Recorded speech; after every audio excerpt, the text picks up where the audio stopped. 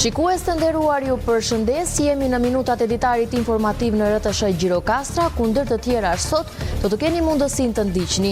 Ka hyrë në ditën e 8 greva e fermierëve greke, cila ka sjellë bllokime të përkohshme në aksin rrugor Kakavije Janin. Policia kufitare Kakavije nëpërmjet qendrës së përbashkët të shërbimit të informacionit Kakavi është njoftuar nga policia kufitare greke se edhe ditën e sotme nga ora 19:00 deri në orën 22:00 me orën greke, aksi rrugor Kakavije Janin në kryqëzimin e fshatit Kallpaq do të jetë sërish i bllokuar. Në qendrën shëndetësore të Këlqyrës është vënë re një rritje e ndjeshme e rasteve me viroza të stinës dhe COVID-19 gjatë muajve tetor dhe nëntor. Kujdesi ndaj blegtorisë gjatë dimrit është thelbësor për të shmangur sëmundjet dhe humbjet ekonomike. Ekspertët kërkojnë vaksinim të rregullt dhe kushte të mira higjieno-sanitare, ndërsa veterineri krenar Veliu apelon për vigjilencë të shtuar ndaj temperaturave të ulta që rrisin rrezikun për tufat. Bashkia Konispol ka marrë të gjitha masat për të siguruar ngrohje në institucionet arsimore nën jurisdiksionin e saj. Situata paraqitet përgjithsisht destabilizuar, ndërsa problematikat e vogla të hasura kryesisht në shkollat e fshatrave janë adresuar menjëherë nga ekipe teknike. Ju njohim tani më gjërësisht. Ka hyrë në ditën e 8 greva e fermierëve greke, cila ka sjellë bllokime të përkohshme në aksin rrugor Kakavi Janin. Policia kufitare Kakavi nëpërmjet qendrës së përbashkët të shërbimit të informacionit Kakavi është njoftuar nga policia kufitare greke se edhe ditën e sotme nga ora 19:00 deri në orën 22 me orën greke, aksi rrugor Kakavi Janin në kryqëzimin e fshatit Kallpaq do të jetë sërish i bllokuar për shkak të protestës që do të zhvillojnë fermierët. Policia kufitare bën me dije se do të lejohet të qarkullojnë vetëm automjete që do të kenë emergjenca shëndetësore. Policia kufitare Kakavije kërkon mirëkuptimin e qytetarëve dhe sugjeron planifikimin e udhëtimeve me automjete në orare të tjera të ditës. Në qendrën shëndetësore të Këlqyrës është vënë re një rritje e ndjeshme e rasteve me viroza të stinës dhe COVID-19 gjatë muajve tetor dhe nëntor. Rreth 100 pacient janë paraqitur për ndihmë mjekësore, ndërsa më të prekur rezultojnë të jenë fëmijët dhe të moshuarit. Mjekët apelojnë për kujdes të shtuar dhe kërkojnë që qytetarët të drejtohen sa më shpejt tek mjeku i familjes sapo shfaqin simptomat e para për të shmangur komplikacionet. Në qendrën shëndetësore të Këlqyrës gjatë muajve tetor-nëntor janë regjistruar rreth 100 raste me viroza të stinës dhe COVID-19. Mjekja Entela Ibrahimi bën të ditur se më të prekurit nga infeksionet respiratore janë të moshuarit dhe fëmijët. Kemi filluar që të ketë raste më të hershme të gripit stinor dhe ka dhe në variante të tjera të Covidit. Gjatë muajt tetor kishim rreth 40 veta të cilët ishin me simptomat e gripit dhe të nën varianteve, kurse në muaj nëntor kemi rreth 50 veta që janë të sëmurë me këto të grup moshave të ndryshme, më shumë mbi 70 vjeç dhe pak fëmijë. Ajo u bën apel qytetarëve që në çdo rast të shfaqjes së simptomave të drejtohen menjëherë tek mjeku i familjes ose tek specialisti për të marrë trajtimin e duhur dhe për të shmangur komplikacionet. Si vjetë kemi dhe shtim të gripit, kemi dhe gripin respirator, do me thonë ai është i rrezikshëm dhe duhet që me simptomat që paraqiten, duhet paraqitemi tek mjeku i familjes sa më shpejt për të mos bërë që të vështirësohet zinxhiri dhe me spitalorin. Por e rëndësishme është që gjatë këtij gripi nuk duhet të përdorim antibiotik. Duhet të përdoren vetëm antiviral dhe në qoftë se kemi qarkullim të pjesëve virale me pjesët bakteriale dhe në qoftë se shtohen simptomat respiratore, atëherë duhet që të përdorim antibiotik. Në qoftë se kalon mbi 3 ditë deri në 4 ditë temperatura, kolla, sepse duhet të kemi një dallim ndërmjet në varianteve të COVID-19 dhe gripit. Në variantet e COVID-it kanë disa simptoma karakteristike, është një kollë e thatë e vazhdueshme, e cila kur paraqitet te mjeku i familjes, ne i tamponojmë dhe i shohim që është COVID-19 në variantet Covidit, kurse për gripin stinor kemi ruf, dhimbje të fytit, këputje, dhimbje të muskujve, të cilat duhet me patjetër që neve të mos i lëmë në ares, familjari duhet që të paraqitet pranë mjekut dhe të mos shkojmë deri në rastet e bronkopneumonive. Me rritjen e rasteve të virozave dhe COVID-19, mjekët e qendrës shëndetësore në Kolcyr theksojnë rëndësinë e kujdesit dhe diagnostikimin e hershëm për të shmangur përhapjen dhe komplikacionet e mundshme. Mjekët e Konispolit po apelojnë tek prindrit që të vaksinojnë fëmijët e tyre me HPV, një vaksinë e përfshirë në kalendarin e vaksinimit për fëmijët nga 0 deri në 18 vjeç. Vaksina është e domosdoshme dhe ndihmon në parandalimin e infeksioneve serioze. Ajo duhet aplikuar tek djemtë dhe vajza duke garantuar shëndetin afatgjatë. Një nga vaksinat e përfshira në kalendarin e vaksinimit për fëmijët nga 0 deri 18 vjeç është HPV, vaksina kundër papilomavirusit. Kjo vaksinë ka një rol të rëndësishëm në parandalimin e disa llojeve të kancerit që lidhen me infeksionet HPV. Në Konispol, mjekët po apelojnë tek prindrit që të sigurojnë vaksinimin e fëmijëve të tyre, si djemtë ashtu edhe vajzat. Ata theksojnë rëndësinë e këtij veprimi për shëndetin afatgjatë të fëmijëve. Një ndër vaksinat që përfshihet në kalendarin e vaksinimit të fëmijëve 0-18 vjeç është edhe HPV, që e quajmë ne human papillomavirus, që aplikohet ashtu si te vajzat edhe te djemtë në moshën ne në Shqipëri aplikojmë në moshat 12-13 vjeçare. Dua t'ju bëj thirrje të gjithë prindërve, sidomos vajzat, të vinë të vaksinohen me vaksinën e HPV-s.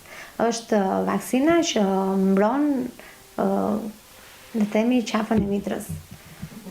Do ju bëj thirrje të gjithëve, të prindërve, për fëmijët, si për vajzat edhe për djemt, mos ta anashkalojnë. Është një vaksinë që nuk duket sot, por në një të ardhme shumë të afërt ka një ndikim shumë pozitiv. Mjekët e quajnë këtë vaksinë të domosdoshme duke theksuar se ajo ndihmon në parandalimin e infeksioneve serioze dhe sëmundjeve që mund të zhvillohen më vonë. Se kemi parë që tani, domethënë, çdo gjë ka ndryshuar, që nga ushqimi, që nga rrezet, që nga hormonet që marrim nga çdo gjë, nga ushqimi që nuk është gjithmonë bio, që sëmundjet kanë filluar shfaqen shumë hershëm. Ne pavarësisht se nuk na pëlqen mosha femërore e marrëdhënieve është ulur goxha, gjë që sjell, domethënë, marrëdhëniet seksuale janë është ulur mosha. Dhe këto sjellin pastaj shkaqe të tjera që vaksina i parandalon. Duke parë ndryshimet dhe përmirësimet shëndetësore që vërejnë tek fëmijët e vaksinuar, bluzat e bardha theksojnë se HPV është një vaksinë parandaluese dhe jetësore që duhet të aplikohet nga çdo prind. Kujdesi ndaj blegtorisë gjatë dimrit është thelbësor për të shmangur sëmundjet dhe humbjet ekonomike. Ekspertët kërkojnë vaksinim të rregullt dhe kushte të mira higjieno-sanitare, ndërsa veterineri Krenar Veliu apelon për vigjilencë të shtuar ndaj temperaturave të ulta që rrisin rrezikun për tufat. Kujdesi ndaj bagëtisë gjatë muajve të ftohtë të dimrit mbetet thelbësor për shëndetin e tufave dhe për shmangjen e humbjeve ekonomike. Ekspertët e fushës theksojnë se vaksinimi i rregullt dhe mbajtja kushteve të përshtatshme higjieno-sanitare në stalla janë masat kryesore që fermerët duhet të ndërmarrin në këtë periudhë. Jemi në fazën që blegtoria ka shtegëtuar nga kullotat dhe shkthyer në kullotën dimërore dhe jemi në fillim të pjelljes së blegtorisë. Duhet të marrin masa për shtresë, që ta kenë shtresë të pastër, të thatë, me të patur, domethënë në rastet e para të diareve duhet komunikojmë me veterinerin një shërbimi dhe me farmacinë veterinare për të marrë mjekimin e duhur. Ne kemi pasur një vjesht të lagësht dhe një vjesht të zgjatur me lagështi dhe ka zhvillim të bimësisë, mund të kenë probleme me enterotoksemin, prandaj ju rekomandoj atyre që në rastet kur e kanë blegtorin kërthi që janë pjellje të pas janarit, mund të futen me vaksinën e enterotoksemis për të shmangur dëmtimet, qoftë kafshët e mëdha, qoftë kafshët e vogla. Veterineri Krenar Veliu i bën apel fermerëve që të jenë më vigjilent, pasi temperaturat e ulta rrisin rrezikun e sëmundjeve tek bagëtit. Fermerët i dinë zonat cilat janë të riskuara për sëmundjen e helmit, për sëmundjen e enterotoksemis, prandaj mund të vazhdojnë me vaksinimin, pasi të mbarojë tufa bazë, mund të vazhdojnë me vaksinimin për sëmundjen e enterotoksemis. Tjetra dua t'ju rikujtoj me që është lagështi, dua t'ju rikujtoj për shtresën me qenë se sëmundjen e çalës e kemi prezente, e kemi në territor, duhet që të marrim masa që të kemi kushte sa më të mira për të shmangur çalën për arsye se është një sëmundje që shkakton dëm shumë të madh ekonomik. Në të gjithë qarkun ka gjithsejt 265.000 krerë të imta dhe 12.500 gjedh. Fermerët duhet të tregojnë kujdes maksimal për të shmangur shpërthimet e sëmundjeve gjatë dimrit. Bashkia Konispol ka marrë të gjitha masat për të siguruar ngrohje në institucionet arsimore nën jurisdiksionin e saj. Situata paraqitet përgjithsisht e stabilizuar, ndërsa problematikat e vogla të hasura kryesisht në shkollat e fshatrave janë adresuar menjëherë nga ekipet teknike. Bashkia garanton monitorim të vazhdueshëm për të siguruar kushte optimale gjatë gjithë sezonit të dimrit. Bashkia Konispol ka ndërmarrë të gjitha masat e nevojshme për të garantuar ngrohje në të gjitha institucionet arsimore që ndodhen në jurisdiksionin e saj. Strukturat përgjegjëse kanë kryer inspektime të vazhdueshme në shkolla dhe kopshte, duke siguruar furnizimin me lëndë djegëse dhe funksionimin e pajisjeve ngrohëse sipas standardeve të përcaktuara. Po, duke ditur se sezoni i dimrit po afron, janë marrë të gjitha masat që shkollat janë në jurisdiksionin e bashkisë sonë janë të kompletuara të gjitha me sistem ngrohje. Shkolla e Konispolit po bëhet sistemi ngrohjes me kondicioner, shkolla e Zarës dhe e Shalsit me kaldaja, kopshti i Konispolit me kaldaj, dhe kopshtet e tjera që janë në zonat më të largta dhe shkollat në zonat më të largta rurale janë të pajisura të gjitha me rezistenca ngrohje. Gjatë kontrollit të përgjithshëm është konstatuar se situata e ngrohjes në institucionet arsimore është në parametra normal, me disa problematika të vogla të evidentuara kryesisht në shkollat e fshatrave ku janë marrë masat e nevojshme. Ne për heri kemi marrë masat dhe asnjëherë se jemi gjithmonë në kontakt me drejtorat e shkollave, me të gjithë jemi në kontakt, në të vazhdueshëm me ta dhe u asigurojmë të gjitha kushtet, mund të themi në mënyrë urgjente. Kemi pat problem tek shkolla e Vrinës, kemi pat problem tek kopshti, kemi pat sa lagështi në kopshtin e Çiflikut, në kopshtin e Shëndolliut, kemi ndërhyrë urgjent për të izoluar taracat e të dy kopshteve.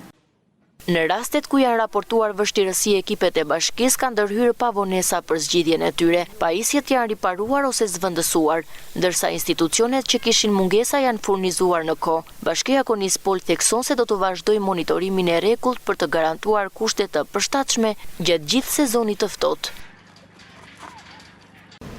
Nxënësit e shkollës së hotellerit turizmit në Sarandë organizuan aktivitetin Dhuna nuk fshihet me një dilit, si pjesë e ditëve të aktivizimit kundër dhunës. Përmes skeçeve, poezive, eseve dhe këngëve ata pasqyruan mënyrat se si dhuna digjitale dëmton jetën emocionale, cënon privatësinë dhe prek reputacionin e të rinjve. Ambicjes së tyre për të përgatitur si profesionistë të turizmit të Sarandës, nxënësit e shkollës hoteleri turizëm i kanë bashkangjitur edhe angazhimin e tyre si qytetar për të bërë një zë që dëgjohet në dënimin e dhunës digjitale. Ata e kanë shfaqur këtë angazhim të përfshirë në ditën e aktivizimit kundër dhunës, përmes një skene, një mikrofoni dhe një ekrani. Veprimtaria e tyre e titulluar Dhuna nuk fshihet me një delite, zgjoi interesin dhe krijoi ndjeshmëri për të bashkuar në luftën ndaj dhunës që vjen nga teknologjia. Njerëz që janë pjesë e mekanizmit kundër të gjitha llojeve të dhunës ishin në sallë, po ashtu punonjës social e të tjerë. Nxënësit interpretuan poezi, ese dhe këngë rinore.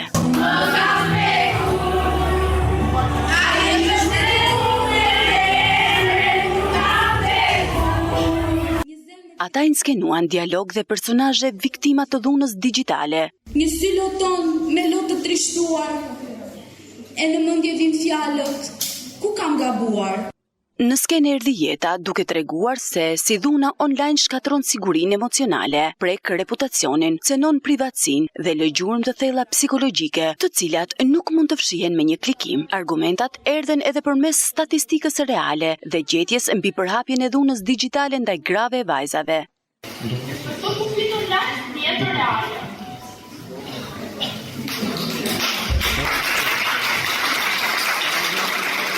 Institucionet në të cilat gjithkush prej nesh mund të drejtohet për të denoncuar rastin e abuzimit online, por jo vetëm.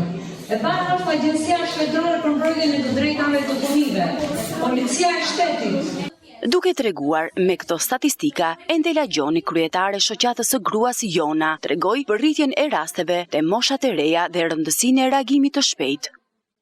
Aktiviteti sot u realizua në kuadër të 16 ditëve aktivizëm për eliminimin e dhunës ndaj grave dhe vajzave me fokus dhunën digjitale, e cila është dhe tema e këtij viti. Nxënësit e shkollës profesionale Antoni Athanas në bashkëpunim me Bashkinë Sarandë dhe shoqatën Jona organizuan këtë aktivitet kaq dinjitoz me mesazhe shumë të bukura. Të pranishmëve ju prezantuan burime konkrete për denoncim dhe mbrojtje në raste të dhunës digjitale, siç janë linjat e emergjencës, raportimi pranë platformave online, policia strukturuar kundër krimit të kibernetik ose shërbimet sociale dhe qendrat e këshillimit.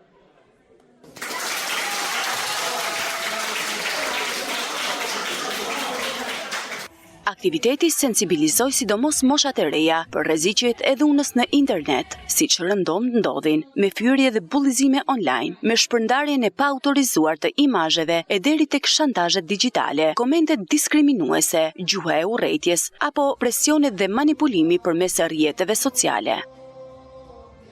Nxënësit e prezantuan veten si profesionist të zot e artist, por edhe si të rinj me ndjeshmëri sociale. Mesazhi kryesor që u përcoll ishte që në botën digjitale, po aq sa në atë fizike, kemi nevojë të krijojmë një kulturë të sigurt, respekt dhe ndërgjegjësim. Veprimtaria me fokus në ndërgjegjësimin dhe mbrojtjen e të rinjve në hapësirat online u realizua si një bashkëpunim mes shkollës së mesme profesionale Antoni Athanas, shoqatës së gruas Jona dhe Bashkisë së Sarandës. Në Libohov vijon lëvizja turistike dhe gjatë këtij sezoni duke tërhequr vizitorë të interesuar për të eksploruar monumentet e kulturës dhe objektet historike të zonës. Përgjegjësi i turizmit Arjan Çano thekson se turistët kërkojnë të vizitojnë çdo atraksion kulturor të qytetit, ndërkohë Bashkia Libohov po vijon promovimin aktiv të resurseve turistike me synim rritjen e vizitueshmërisë dhe forcimin e potencialit turistik gjatë gjithë vitit. Në Libohov vazhdon të ketë lëvizje të qëndrueshme turistike edhe gjatë këtij sezoni. Vizitorë vendas dhe të huaj zgjedhin të shijojnë peizazhet karakteristike të zonës dhe qetësinë që ofron qyteti, duke e kthyer Libohovën në një destinacion aktiv gjatë gjithë vitit. Sipas specialistit të turizmit Arjan Çano, turistët shfaqin një interes të veçantë për të vizituar çdo objekt me status monument kulture. Kështjella e Libohovës, Teqet, shtëpit karakteristike dhe vendet historike të zonës mbeten pikat më të preferuara, duke dëshmuar potencialin e lartë kulturor dhe historik që ofron ky territor. Ata kanë më shumë interes të shikojnë ndërtesa të vjetra apo ato që kanë histori, kanë një domethënie të veçantë, siç ne kemi domethënë Sarajet e Mufid Beu, domethënë lënë interes, shtëpia e Rustemit ka një interes shumë të madh nga sidomos nga vizitorët vendas, po dhe të huajt interesohen edhe marrin informacion se çfarë ka qenë qysh se jo të gjithë e njohin. Nga ana tjetër, Bashkia e Libohovës po vijon punën për promovimin e atraksioneve turistike, me qëllim rritjen e vizitueshmërisë dhe zhvillimin e mëtejshëm të turizmit lokal. Sigurisht që ne vazhdojmë të bëjmë promovime të zonave të atyre atraksioneve që janë me interes për vizitorët. Tashmë po mundohemi të krijojmë dhe të hapim disa shtigje për në zonat malore dhe mendoj se kjo do jetë një interes më i madh për vizitorët për të parë natyrën, vendet malore, luginat, për të parë kodrat, lumenjt që ne kemi, ujvarat që janë, është ujvara në Zagorie, i gjithë territori domethënë ka diçka për të vizituar dhe për të parë. Përmes aktiviteteve kulturore, promovimeve online dhe bashkëpunimeve me operator turistik, Bashkia synon ta prezantojë Libohovën si një destinacion tërheqës gjatë gjithë vitit. Biblioteka e fëmijëve nëpërmjet vijon të tërheqë fëmijët e moshës 7 deri në 13 vjeç, ndërsa stafi po punon për të nxitur kulturën e leximit. Specialistja Lediana Poçi thekson rëndësinë e librit në zhvillimin e fëmijëve dhe apelon për më shumë vëmendje nga prindërit. Biblioteka kërkon pasurimin e fondit me botime të reja, pasi shumë prej librave aktual janë të vjetër dhe të dëmtuar. Biblioteka e fëmijëve nëpërmet vijon të jetë një qendër e rëndësishme interesi për fëmijët e moshës 7 deri në 13 vjeç, ku stafi po punon për të nxitur më tej kulturën e leximit tek të vegjëlit. Këtu te biblioteka e fëmijëve, kryesisht mosha 7 deri në 13 vjeç, se më pas kalojnë tek sektori i të rriturve. Interesi i fëmijëve është i qëndrueshëm. Mundohemi, kemi bërë 3-4 aktivitete në vit, në bashkëpunim edhe me bashkinë. Është vënë në lëvizje edhe biblioteka lëvizëse, ku ne shkojmë në për fshatra, dhe për sensibilizimin e librit tek fëmijët, shpërndajmë libra edhe nga biblioteka jonë, por në bashkëpunim edhe me bibliotekat e shkollave në përfshatra. Këtu kryesisht tek sektori fëmijëve situata është e qëndrueshme. Specialistja e bibliotekës Lediana Poçi thekson se libri mbetet një mjet me ndikim të veçantë në formimin e fëmijëve, duke ofruar informacion të shëndetshëm dhe duke i orientuar ata drejt aktiviteteve edukative. Ato që themi gjithmonë dhe që po e përsërisim her pas here dhe me sensibilizimin kudo që po shkojmë në për shkolla, në për shkollat e fshatrave, duhet të lexojnë sa më shumë, sepse teknologjia ka avantazhet e saj, po në momentin që libri është diçka tjetër. Librin duhet ta duam, nuk duhet të jetë një detyrim, por duhet të jetë një pasion, një dëshirë. Është puna jonë, është puna e prindërve, të mundohemi të gjithë të arrijmë nga pak. Ndërkaq, sfida aktuale është pasurimi i fondit me botime të reja, pasi një pjesë e konsiderueshme e librave ekzistuese janë të vjetër dhe të dëmtuar. Ishim në minutat e ditarit informativ në RTS Gjirokastra. Unë ju falenderoj për vëmendjen, ju uroj shikim të këndshëm të programeve tona në vijim. Bashk, miru pafshim.